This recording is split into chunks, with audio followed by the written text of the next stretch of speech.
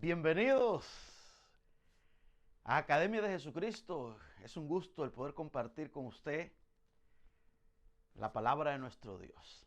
En esta ocasión quiero hablar un poco acerca de el nombre Elohim, Dios. Dios es un ser espiritual. La Biblia nos habla acerca de principio a fin de este Dios maravilloso, todopoderoso, santo. Tenemos las cualidades de nuestro Dios, sus atributos incomunicables como lo es la eternidad, la omnisciencia, la omnipresencia de nuestro Dios y su poder. Dios es todopoderoso, también Él es soberano. A esos atributos se le conocen como los atributos incomunicables, que no los comparte con nadie. Pero luego también en la Biblia el Señor se revela como un Dios santo. Esos son atributos comunicables. Dios comparte ese atributo porque a su pueblo, a sus hijos e hijas les llama santos. Santo quiere decir apartados. Cuando se habla de Dios que es santo, quiere decir que Dios es puro, como dice la Biblia, que Él es puro de ojos, que Él no puede ver la iniquidad. Dios se les reveló a Moisés, como se les reveló también a Abraham, a Isaac y a Jacob. Cuando vamos a la Biblia y abrimos el primer libro o las primeras páginas, nos encontramos con el texto en Génesis, el primer libro de la Biblia, Génesis. Y el primer versículo dice: en el principio creó Dios los cielos y la tierra. Así comienza la Biblia, así comienza la historia de Dios. ¿Cuándo se escribió ese texto? Se cree que se escribió 1400 años antes de Cristo, cuando el pueblo de Israel salió de Egipto. El hombre que Dios usó para escribir ese texto maravilloso de Génesis, Moisés, un hombre común y corriente como nosotros. Una época crucial en la que Moisés vivió. Cuando Moisés nació, se había decretado un edicto en Egipto, una ley de que todos los varones judíos tenían que morir y solamente se les preservaba la vida a las hembras. En esa época nació Moisés, una época turbulenta, de violencia, de maldad, como en la época de nosotros. Sin embargo, la Biblia dice que el padre y la madre le vieron un hijo hermoso y le escondieron por un tiempo, por unos 3 meses. Y cuando ya no podían seguirlo escondiendo, entonces prepararon una canasta de junco, de una especie de arbustos. Y la madre en aquella canasta colocó a Moisés y lo fue a poner en el río Nilo. La Biblia dice que ahí acudió la hija de Faraón y ahí se fue a bañar, porque el río Nilo para la cultura egipcia era un río sagrado. Ahí estaba aquel niño llorando y aquella mujer lo encontró y lo llevó al palacio. Moisés creció en el palacio, se educó, aprendió la cultura egipcia. Moisés probablemente iba a ser un faraón, iba a ser un gobernador. Fue un hombre muy importante en el ejército de los egipcios. Pero un día la Biblia dice que Moisés salió a ver a los hebreos en sus labores e encontró que un egipcio estaba golpeando, maltratando a un judío. Y Moisés se metió en ese problema y terminó matando a un egipcio. Y fue y lo ocultó en la arena.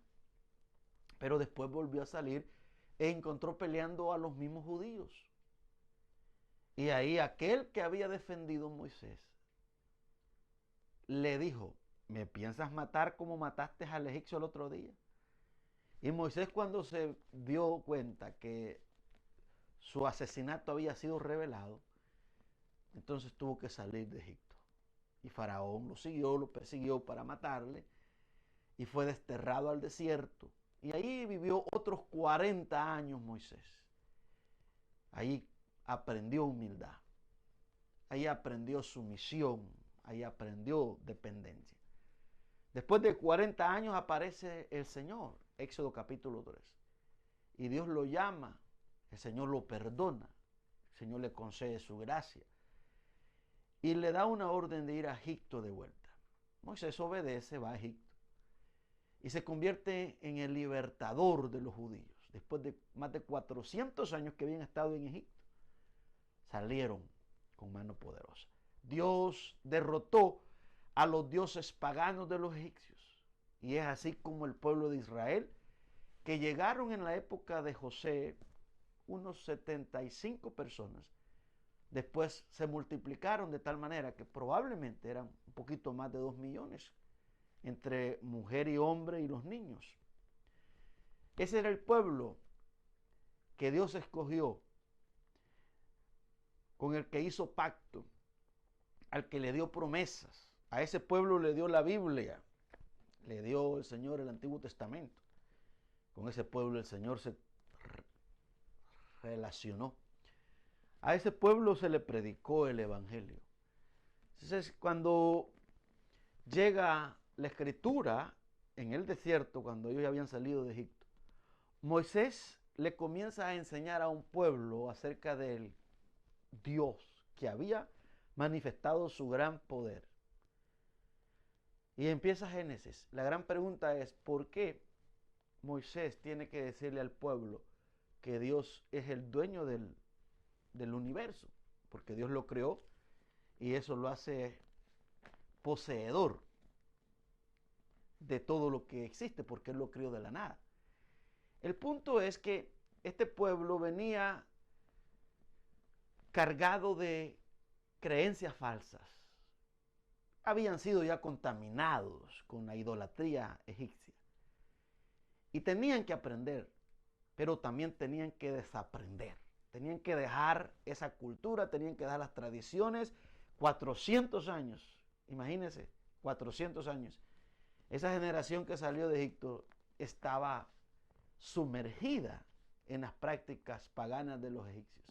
Sí, había un grupo de personas que creía, porque tenían la ley verbal, pero hacía falta la escritura. Y Dios llama a Moisés para que le enseñe a ese pueblo, un pueblo que había sido maltratado en Egipto, un pueblo esclavo, que lo único que sabían hacer era cuidar ovejas y hacer ladrillos, sufrir. Pero estaban en el desierto y ahí gozaban de la presencia de Dios. El Señor estaba con ellos por medio de aquella columna de fuego. Dice la Biblia que Dios no se apartaba, Dios iba delante de ellos, los iba guiando. Esa columna de fuego, esa luz, a ellos les daba protección, porque esa luz espantaba también a las fieras en el desierto, a los animales salvajes, y también a cualquier grupo que anduviera por ahí de asesinos. Y Dios peleaba por ellos, y les daba calor también esa columna de fuego en la noche. Y en el día había una nube, una columna de nube. La nube también les daba protección del sol. También el Señor en el desierto hizo que de una roca saliera agua. En el desierto, esos son milagros maravillosos. Y también les concedió pan, maná y carne, golornizas. Ahí vemos cómo Dios se manifestó. Pero probablemente el pueblo iba a olvidar todo eso que Dios hizo. Y fue necesario escribir la historia del Señor, revelarla a su pueblo. Así que en primer lugar, Génesis significa el Bereshit en el hebreo, que quiere decir el principio, la creación. Y aquí entonces nos encontramos con el Dios creador de todo, el dueño del mundo, de todo lo que hay en el mundo, de toda la humanidad y de todas las especies. Él es el dueño. Dios no tiene fronteras. Él es el dueño de todo lo que existe. En el principio creó Dios los cielos y la tierra. Así que podemos en este día cerrar diciendo que Él es Elohim, el creador de todo. Y todo fue creado para su gloria, para su alabanza. Hasta usted fue creado con el propósito de dar alabanza a Dios. Por el pecado no damos alabanzas a nuestro Dios. Pero Cristo vino para eso, para que el hombre pueda reconciliarse con su Creador. Cristo es el único medio, es el postrer Adán, el hombre perfecto que vino a esta tierra. El mismo Dios hecho hombre, 100% Dios, 100% hombre. Esa unión hipostática, humano y divino, Cristo Jesús. Maravilloso ser, que vino para revelarnos al mismo Dios. Dijo Jesús, el que me ve a mí, ve al que me envió. El que me ama a mí, ama a mi Padre. El que me aborrece a mí, dijo Jesús, aborrece a mi Padre. Amiga, amigo, ¿cómo amar a Jesús? Él nos amó primero. Él nos amó primero. Y cuando tienes un encuentro con Jesús, surge ese amor, esa obediencia, porque Él te revela todo lo que ha hecho por ti. Él no solamente te salva del infierno, sino que te cambia en una persona diferente y te preserva.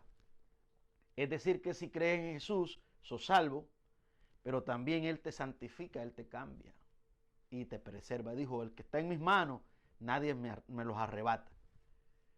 Y el que viene a mí, yo no le echo fuera. Elohim, el Dios Todopoderoso, Juan 1 dice que todo lo que vemos por Él fue creado. En el principio era el verbo y el verbo era con Dios y el verbo era Dios, la palabra. Sea la luz y fue la luz. Ese es Jesús, el creador de todo, que vino a esta tierra. Cristo Jesús es la medicina para el cáncer llamado pecado. Pecado es transgresión de la ley. Y solo Cristo Jesús es el único que puede salvarnos de la condena del pecado. Porque si no crees en Jesús, terminarás en el infierno eternamente. Pero si crees en Jesús, vas a tener la vida eterna. Que Dios te bendiga.